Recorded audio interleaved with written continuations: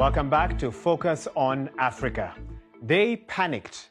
These are the sharp words from Uganda's president aimed at his own soldiers that may still be ringing in their ears. Last week, hundreds of al-Shabaab militants stormed Uganda's African Union mission base in Somalia, killing 54 Ugandan soldiers, including a commander. Now, this was one of the deadliest raids on the African Union peacekeeping bases in recent months. Yoweri Museveni has since softened his position, praising the troops for their remarkable resilience.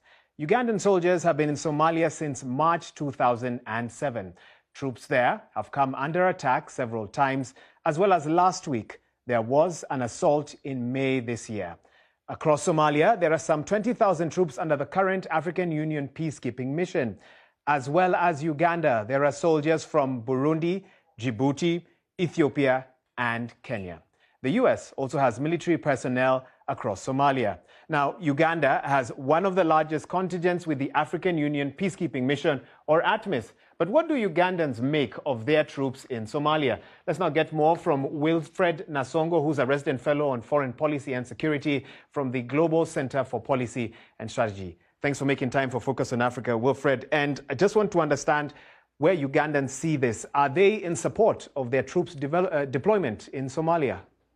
Thank you very much for focusing on Africa. I would say this, that, there's something they call foreign internal defense.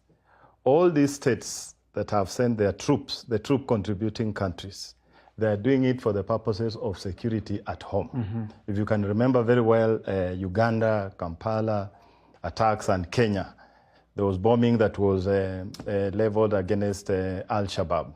But I can say this very fast, that maybe you may think that Ugandans feel they have been let down, but I would say that everybody feels he has been let down.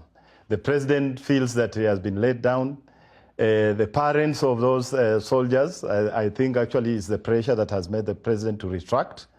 The soldiers themselves, the terrain within which they are operating, the doctrine and whatever, the support from around there, let them down. And obviously the question I'm sure many of our viewers are asking is, does this attack then expose the vulnerability of ATMIS forces in Somalia? We may say that it does so to some level, but it's not a new thing.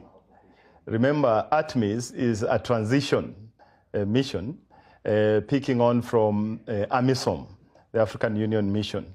And we look at from 2015 should be said that it was the worst time. We had 2 attacks on Burundi soldiers, 54 again. And then even the Ugandans themselves were attacked, I think 19.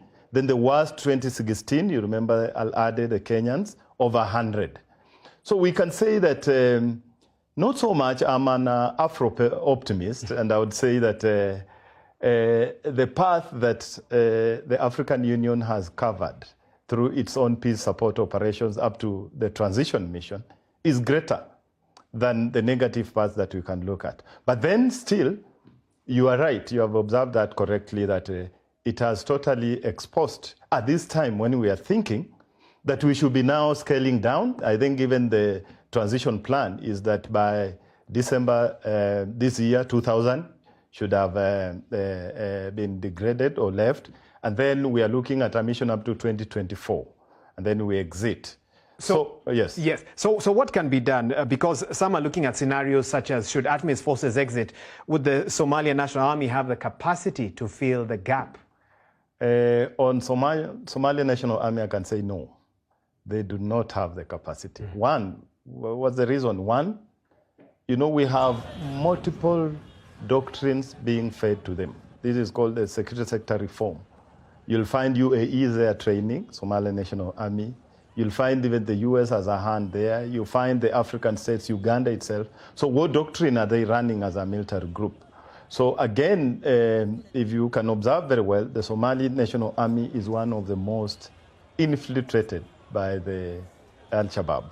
So at this time, the joy of everything is that as we feel discouraged at what will happen, there'll be a hiatus if ATMIS leaves, is that the frontline states, will be deployed. Will be deployed. That is so let me ask you this, and tell me this briefly. How can security and stability be achieved with what we now know?